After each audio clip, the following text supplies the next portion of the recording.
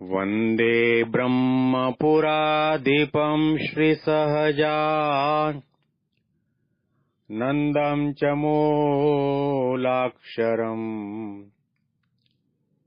श्रेयस्कारणसद्गुणैकनिलयम् श्रीप्रागजिह्वावत ब्रह्मोपासनधारकम् गुरुहरिम् यज्ञम् तथा योगिनम् प्रीत्येवम् प्रमुखम् महन्तमनिशम् श्रीजीस्वरूपम् मुदा। મહિમાનો મહિમા પ્રવચન માળામાં સૌને સાષ્ટાંગ પ્રણામ. જય સ્વામિનારાયણ. ભગવાન સ્વામિનારાયણની અમૃતવાણી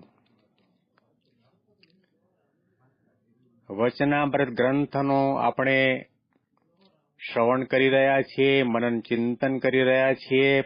ગઢડા પ્રથમના પહેલા વચનામૃતમાં મહારાજે સંતો અને હરિભક્તોને ઢંઢોળ્યા છે, જાગૃત કર્યા છે, જાણપણું આપ્યું છે. ધ્યેય સામું, નિશાન સામું નજર રાખવાની વાત કરી છે. કોઈ પણ વ્યક્તિના મનના ખૂણે ખાંચરે ક્યાંય પણ અણસમજણ હોય, અજ્ઞાન હોય, એને દૂર કરીને સાચી વાત સમજાવવા માટે મહારાજે સંતોને પ્રશ્ન કર્યો કે ઘણા પ્રકારના સાધન છે, તેમાં કઠણમાં કઠણ સાધન કયું? અને મહારાજે એનો ઉત્તર આપતા કહ્યું કે ભગવાનના સ્વરૂપમાં મનની અખંડ વૃત્તિ રાખવી, તેથી કોઈ કઠણ સાધન નથી અને એનાથી કોઈ મોટી બીજી પ્રાપ્તિ પણ નથી. ભગવાનના સ્વરૂપની અંદર મનની અખંડ વૃત્તિ રાખવી એ સાધના પણ છે અને સાધ્ય પણ છે.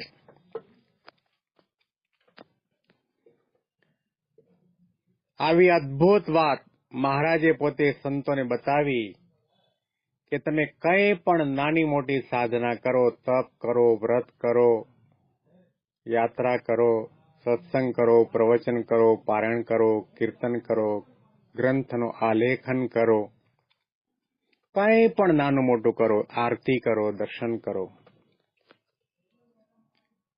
એમાં તમારું મન ભગવાનના પ્રગટ સ્વરૂપની અંદર સંલગ્ન બનવું જોઈએ. આવા પ્રકારના શબ્દોનો પ્રયોગ કરીને મહારાજ પોતે પ્રગટની ઉપાસનાનો નિર્દેશ કરી રહ્યા છે. હજારો અને લાખો સાલથી આ દુનિયાની અંદર પરોક્ષ રીતે તો સૌ કોઈ ભગવાનની ભક્તિ, ભજન, સાધના, આરાધના કરતા હતા.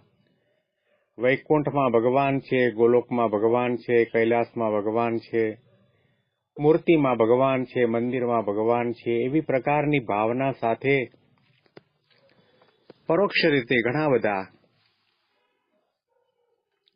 ભગવાનને પામવા માટે, ભગવાનને રીઝવવા માટે ભક્તિ, ભજન, ક્રિયા વગેરે કરતા હતા. પણ ભજન અને ભક્તિ સાચા ક્યારે કે જ્યારે સાધકની સામે પરબ્રહ્મ પરમાત્મા મૂર્તિમાન મનુષ્યાકૃતિ વિચરતા હોય અને એની અંદર મન અખંડ બની રહે, નિમગ્ન બની રહે, એની દાસ ભાવે, સેવક ભાવે ભક્તિ ઉપાસના કરે, આજ્ઞાનું પાલન કરે, એમાં શંકા કુશંકા ક્યારેય પણ ન કરે, ત્યારે સમજો કે ભજન સાચું છે, ભક્તિ સાચી છે.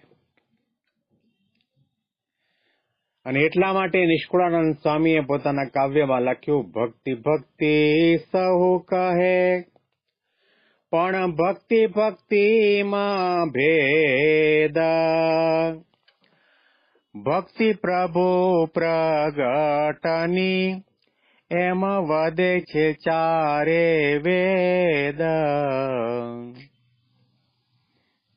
ભક્તિ ભક્તિ સૌ કહે, પણ ભક્તિ ભક્તિમાં ભેદ. પરોક્ષમાં વર્ષો પહેલા પરોક્ષ રીતે ભક્તિ કરતા હતા, સારું છે.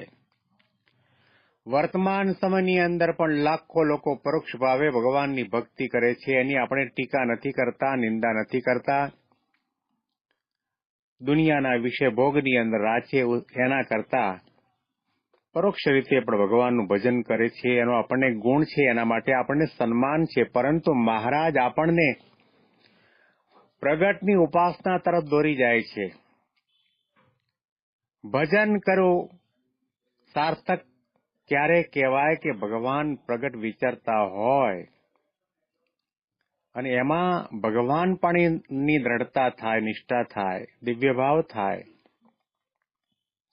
હનુમાનજીએ પ્રગટની ભક્તિ કરી, ગોપીઓએ પ્રગટની ભક્તિ કરી, વિભીષણે પ્રગટની ભક્તિ કરી, સીતાજીએ પ્રગટની ભક્તિ કરી. લાડુબા, જીવુબા, જમકુબા, રાજબા, દાદા ખાચર, પર્વતભાઈ, ગોવર્ધનભાઈ, આ તમામ સંતો અને ભક્તોએ ભગવાન સ્વામિનારાયણની પ્રગટની ભક્તિ કરી. અને એ સાચા અર્થની અંદર ભક્તિ છે. એટલે મહારાજે કહ્યું કે ઉપર ભગવાન બિરાજમાન છે, એમાં કદાચ કોઈને શંકા કુશંકા ન થાય, મનમાં તર્ક વિતર્ક ન જાગે. પણ એના એ ભગવાન પોતે પૃથ્વી ઉપર વિચરતા હોય ત્યારે રણ છોડીને ભાગે પણ ખરા, ચિરહરણ લીલા પણ કરે, અને વૃંદાવનની ભૂમિ ઉપર મહારાસ લીલા પણ કરે, ગોપીઓની મટોકી પણ ફોડે. અને ભગવાન સ્વામિનારાયણના સમયમાં ભગવાન સ્વામિનારાયણે કેવા કેવા ચરિત્રો કર્યા કે નદીમાં નાયા, ઘોડા ખેલવ્યા, સમાધિ પ્રકરણ ચલાવ્યો, અને ઘણી વખત ડર્યા પણ ખરા, રડ્યા પણ ખરા, રીસાયા પણ ખરા. આવા ઘણા પ્રકારના ચરિત્ર કર્યા છતાં પણ જે ભક્તોને એમના સ્વરૂપમાં શંકા કુશંકા નથી થઈ, એ ભક્ત સાચા છે. ભગવાન જે કરે તે ભલા માટે છે, સારા માટે છે, લોકોના કલ્યાણના માટે છે. એમનું એક એક ચરિત્ર દિવ્ય હોય છે, અલૌકિક હોય છે, માયા મુક્ત હોય છે. અને જે કોઈ આ ચરિત્રનું ગાન કરે, શ્રવણ કરે, મનન ચિંતન કરે, દર્શન કરે, એના આત્માનું પણ કલ્યાણ થાય.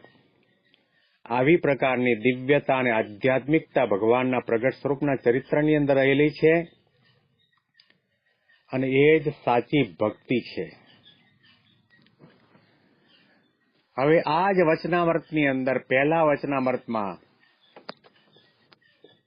ભગવાન સ્વામિનારાયણના પરમ એકાંતિક ભક્ત એવા ગોવર્ધનભાઈ શેઠ, જે માંગરોળના હતા, એમણે મહારાજને પ્રશ્ન પૂછ્યો. ત્યાર પછી હરિભક્ત શેઠ ગોવર્ધનભાઈએ શ્રીજી મહારાજ પ્રત્યે પ્રશ્ન પૂછ્યો, જેને ભગવાનની માયા કહે છે તેનું રૂપ શું છે? પછી શ્રીજી મહારાજ બોલ્યા, જે ભગવાનનો ભક્ત હોય તેને ભગવાનની મૂર્તિનું ધ્યાન કરતા જે પદાર્થ આડું આવીને આવરણ કરે તેને માયા કહીએ. માંગરોળના ગોવર્ધનભાઈ હરિભક્ત મહારાજે બ્રહ્માનંદ સ્વામી અને મુક્તાનંદ સ્વામી કરતા પણ મોટા છે એવું કહ્યું. મહારાજે બ્રહ્માનંદ સ્વામીને કહ્યું કે તમે તો હજી ગુણબુદ્ધિવાળા સત્સંગી છો, અને અમારા ખરા સત્સંગી તો પર્વતભાઈ ને ગોવર્ધનભાઈ છે. એ ત્રણેય અવસ્થાની અંદર મારી મૂર્તિને અખંડ દેખે છે. એવા જે પરમ ભક્ત, કે જે ભક્તને ખાંડ અને મીઠું, સાકાર અને મીઠું બંને સરખા લાગતા હતા, દેહભાવથી પર વર્તતા હતા. કેટલા આધ્યાત્મિક માર્ગમાં આગળ વધ્યા હશે કે એમણે મહારાજને પ્રશ્ન કર્યો, મહારાજ, જેને ભગવાનની માયા કહે છે તેનું શું રૂપ છે? માયાના અનુસંધાનમાં એમને પ્રશ્ન ઉપસ્થિત થયો. આપણને ક્યારેય પણ આધ્યાત્મિક માર્ગમાં કોઈ પણ પ્રકારનો પ્રશ્ન જાગે છે?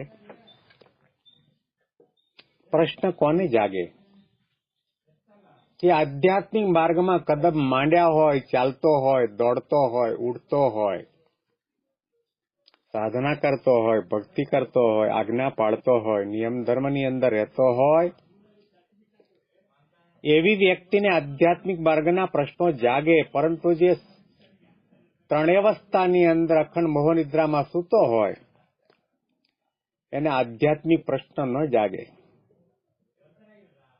અને જ્યાં સુધી આપણને પ્રશ્ન નથી જાગતો, જિજ્ઞાસા વૃત્તિ નથી જાગૃત થતી, ત્યાં સુધી આપણે આધ્યાત્મિક માર્ગમાં આગળ વધી શકતા નથી. આધ્યાત્મિક માર્ગમાં આગળ વધવા માટે જિજ્ઞાસા વૃત્તિ અતિશય અનિવાર્ય છે, કે જેમાં આપણને હંમેશના માટે એવો વિચાર જાગે કે ભગવાનનું સ્વરૂપ કેવું છે, ભગવાનનો મહિમા શું છે, ભગવાનનો કેવો આકાર છે, ભગવાનનો સિદ્ધાંત શું છે, ભગવાનની ઉપાસના શું છે, ભગવાનના નિયમ ધર્મ શું છે, એમના સંતો કેવા હોય, એમના હરિભક્તો કેવા હોય, ભજન કોને કહેવાય, ભક્તિ કોને કહેવાય, માયા કોને કહેવાય, પ્રકૃતિ કોને કહેવાય, વાસના કોને કહેવાય, કામ ક્રોધાદિક દોષો કોને કહેવાય, આવા પ્રકારના વિચાર કોને જાગે? જે સાચો મુમુક્ષુ હોય તેને જાગે. ગોરધનભાઈએ પ્રશ્ન પૂછ્યો કે ભગવાનની માયાનું શું રૂપ છે? ત્યારે મહારાજે એટલો સુંદર અને સચોટ ઉત્તર આપ્યો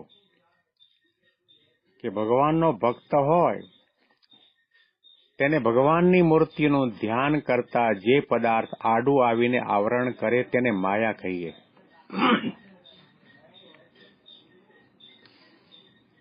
મહારાજે એવા શબ્દનો પ્રયોગ નથી કર્યો કે સ્ત્રી માયા છે, બંગલો માયા છે, મોટરગાડી માયા છે, પૈસા માયા છે, આ સંસાર માયા છે, પંચ વિષય માયા છે, એવું નથી કહ્યું. એક જ વાક્યની અંદર અદ્ભુત ઉત્તર અને માયાનું નિરૂપણ મહારાજે કર્યું. આના અનુસંધાનની અંદર એક પ્રસંગ યાદ આવે. ઘણા વર્ષો પહેલા બ્રહ્મ સ્વરૂપ યોગીજી મહારાજ પોતે આફ્રિકા પધાર્યા હતા અને ગામનું નામ તો બરાબર ખ્યાલ નથી, છતાં પણ કદાચ ઈસ્ટ આફ્રિકાની અંદર માંજાની અંદર યોગીજી મહારાજ બિરાજમાન હતા. અને તે વખતે ત્યાંના એક હોલની અંદર કંઈક મહાત્મા ભારતથી આવેલા અને દરરોજ પ્રવચનમાળામાં પ્રવચન કરતા હતા માયા ઉપર. એ ત્યાંના વ્યવસ્થાપકો યોગીજી મહારાજની પાસે આવીને કહ્યું, તમે પણ અમારા આ સભાખંડની અંદર પ્રવચન આપવા, આશીર્વાદ આપવા માટે પધારો. એટલે યોગીજી મહારાજ એમના આમંત્રણને માન આપી અને આ પ્રવચનમાળામાં પધાર્યા. યોગીજી મહારાજે સાથે જે સંત હતા, જ્ઞાન વૈરાગ્યની મૂર્તિ કહી શકાય એવા પૂજ્ય સંત સ્વામી, એમને આજ્ઞા કરી તમે થોડું બોલો. અને તે વખતે સંત સ્વામીએ ગરડા પ્રથમના પહેલા વચનામૃતનું આ કોટેશન ટાંકી અને વાત કરી કે માયા કોને કહેવાય? કે ભગવાનનું ભજન કરતા જે આવરણ રૂપ થાય, વિઘ્ન રૂપ થાય એનું નામ માયા. આવી વાત કરીને સેંકડો ભક્તો જે સભામાં બેઠા હતા તાળીઓના ગડગડાટથી વધાવી લીધા અને પછી વાત કરવા લાગ્યા કે છેલ્લા 1 મહિનાથી આ મહાત્માજી આ માયા ઉપર પ્રવચન કરે છે, અમને ખ્યાલ જ નથી આવ્યો કે માયા શું કહેવાય, પરંતુ તમે તો માત્ર એક જ વાક્યની અંદર માયાની વ્યાખ્યા કઈ બતાવી. કેટલું અદ્ભુત નિરૂપણ અને વ્યાખ્યા કરી છે. ભગવાનની મૂર્તિનું ધ્યાન કરતા જે વિઘ્ન રૂપ થાય એ માયા. એ પછી સ્ત્રી હોય તો સ્ત્રી માયા, પૈસા હોય તો પૈસા માયા, મકાન હોય તો મકાન માયા, કપડા હોય તો કપડા માયા. અને જોડા ને ચપ્પલ કાઢીને દર્શન કરવા માટે આપણે ગયા હોઈએ મંદિરમાં અને મૂર્તિની સામે 2 હાથ જોડીને આપણે ઉભા રહીને દર્શન કરતા હોઈએ, છોગલાના દર્શન કરીએ, પાગના દર્શન કરીએ, કંઠની અંદર શ્રી વત્સનું ચિહ્ન હોય એના પણ દર્શન કરીએ, વાઘાલંકારના દર્શન કરીએ, સિંહાસનના દર્શન કરીએ, અને તે વખતે આપણું મન નીચે પગથિયા આગળ આપણે બૂટ ચપ્પલ ઉતાર્યા છે ત્યાં જાય અને વિચાર આવે કે કોઈ ઉપાડી તો નહીં જાય ને, તો એ બૂટ અને ચપ્પલ પણ માયા. સવારના આપણે પૂજા કરવા માટે બેઠા હોઈએ તે વખતે આપણા સામે ભગવાનની મૂર્તિ ગુરુ પરંપરા સાથે બિરાજમાન હોય, તિલક તાણી ચાંદલો કરી ગૌમુખીમાં હાથ નાખી માળા ફેરવતા હોઈએ, સ્વામિનારાયણ સ્વામિનારાયણ નામનું રટણ ચાલતું હોય, અને તે વખતે ધર્મપત્ની ગરમા ગરમ બાદશાહી ચાનો કપ લાવીને આપણી બાજુમાં મૂકે અને એ કપમાંથી ચાની વરાળ નીકળતી દેખાય અને આપણી માળાની સ્પીડ વધી જાય તો ચા માયા. ભગવાનની મૂર્તિમાંથી જે મનની વૃત્તિને તોડે એ માયા. મહારાજે વચનામૃતની અંદર માયાનું લક્ષણ અને નિરૂપણ એ પણ કર્યું છે કે હેતરૂપી માયા છે. ભગવાન સિવાય દુનિયાના કોઈ પણ પદાર્થની અંદર આપણને હેત થાય, પ્રીત થાય એ માયા. અને હું તો એમ કહું કે ભગવાન સિવાય આધ્યાત્મિક સાધનાની મહત્તા વધી જાય, સાધન પ્રદાન થઈ જાય એ માયા છે. માળા ફેરવવી એ ભજન ભક્તિ કરવાનું સાધન છે,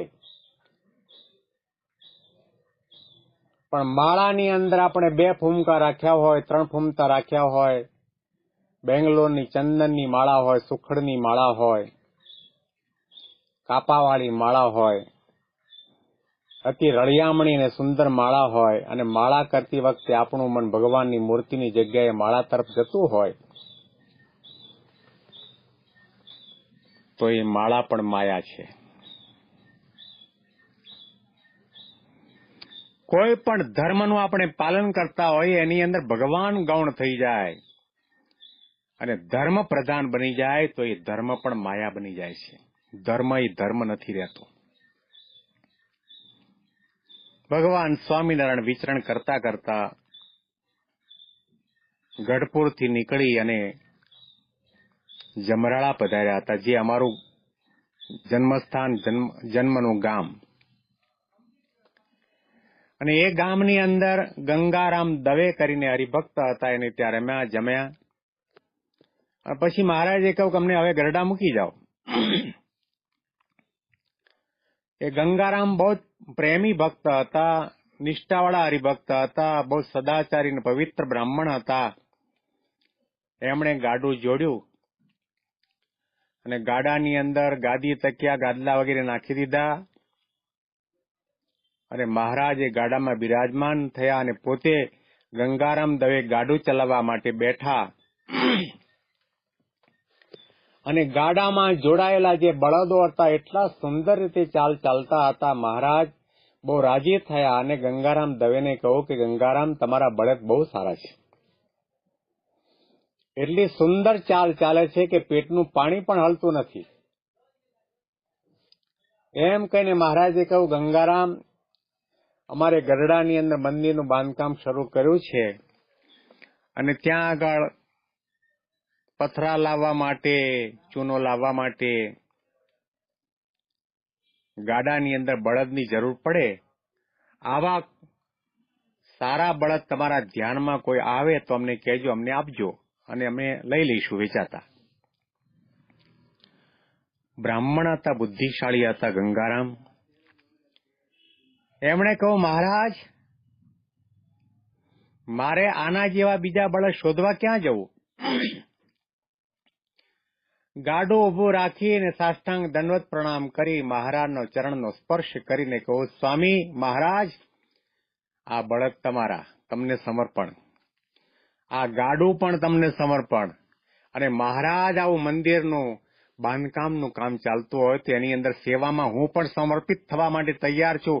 ગાડું, બળદ અને પોતે મહારાજના ચરણ કમળમાં સમર્પિત થઈ ગયા. મહારાજ બહુ રાજી થયા.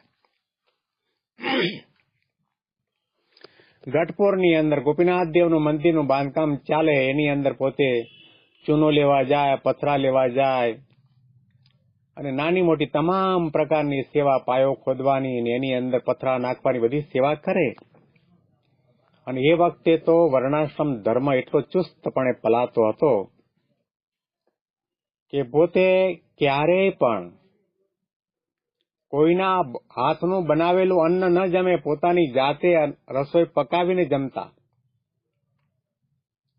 અને ઘણા લાંબા સમય સુધી એમણે સેવા કરી.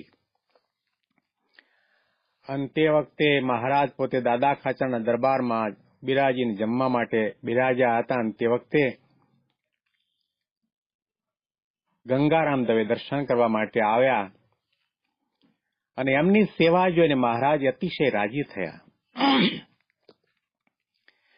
અને ઉનાળાનો સમય હતો, મહારાજના કરકમણની અંદર કેરી હતી. કેરી ઘોળીને મહારાજ પોતે કેરી ચૂસતા હતા.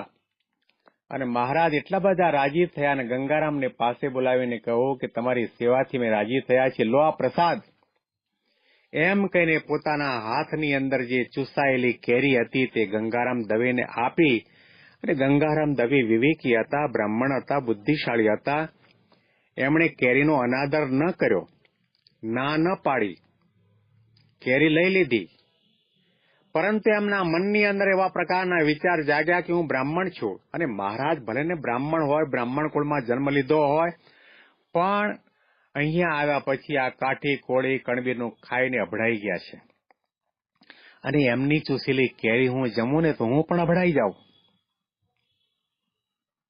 કોઈને કહ્યું નહીં, પરંતુ પોતાના મનની અંદર એવો સંકલ્પ જાગ્યો. અને પછી કોઈને ખબર ન પડે તેવી રીતે મહારાજે આપેલી પ્રસાદીની ચૂસેલી જે કેરી હતી એને ઘા કરીને ઉકરડામાં ફેંકી દીધી. કરોડો કરોડો કરોડો જન્મ સુધી ઊંધા માથે લટકવામાં આવે, ગમે તેવી સાધના અને આધ્યાત્મિક ક્રિયા કરવામાં આવે તો પણ ભગવાનના દર્શનની ઝાંખી ન થાય. અરે ભગવાનના હાથે આપણને પ્રસાદ ન મળે, પ્રસાદીનો નાનો સરખો કણનો 1000મો ભાગ પણ આપણને ન મળે, એ પરબ્રહ્મ પરમાત્મા અક્ષરધામના અધિપતિ પુરુષોત્તમ નારાયણે અતિશય કૃપા કરીને પોતાની ચૂસેલી કેરી આ ગંગારામ દવેને આપી. પણ એમને પોતાનો બ્રાહ્મણત્વ ધર્મ આડો આવ્યો કે હું વટલાઈ જઈશ, મારાથી આ કેરી કેમ ખવાય, ફેંકી દીધી. કેરી જમી શક્યા નહીં. આ વર્ણાશ્રમનો ધર્મ એ એમના માટે ધર્મ નહીં, અધર્મ બની ગયો. માયા, એ માયા છે. ભગવાનના પ્રસાદની અંદર પણ જે વ્યક્તિને આ ભડછેટનો ભાવ જાગે તો સમજવું કે ગમે તેવા ધર્મ પાળતો હોય, ગમે તેવા જ્ઞાન અને પ્રવચન પારણ કરતો હોય તો પણ એ માયા છે. અને ત્યાર પછી તો સેવા કરતા કરતા કરતા એમને વૈરાગ્ય જાગૃત થયો અને નક્કી કર્યું કે મારે સાધુની દીક્ષા, બ્રહ્મચારીની દીક્ષા લેવી છે. એમને દીક્ષા આપવામાં આવીને પ્રશ્ન એવો ઉપસ્થિત થયો કે હવે આપણે એનું નામ શું પાડવું? ત્યારે ગોપાળાનંદ સ્વામી, નિત્યાનંદ સ્વામી વગેરે સંતોએ કહ્યું કે એમનું નામ જ્ઞાન સ્વરૂપાનંદ રાખો. ત્યારે મહારાજે કહ્યું જ્ઞાન સ્વરૂપાનંદ નહીં, એમને ધર્મ પ્રધાન છે એટલા માટે ધર્મ સ્વરૂપાનંદ રાખો. અને મહારાજની આજ્ઞા પ્રમાણે એમનું નામ ધર્મ સ્વરૂપાનંદ બ્રહ્મચારી રાખવામાં આવ્યું. અને થોડા સમય પછી મહારાજ તો સોધામ ચાલ્યા ગયા.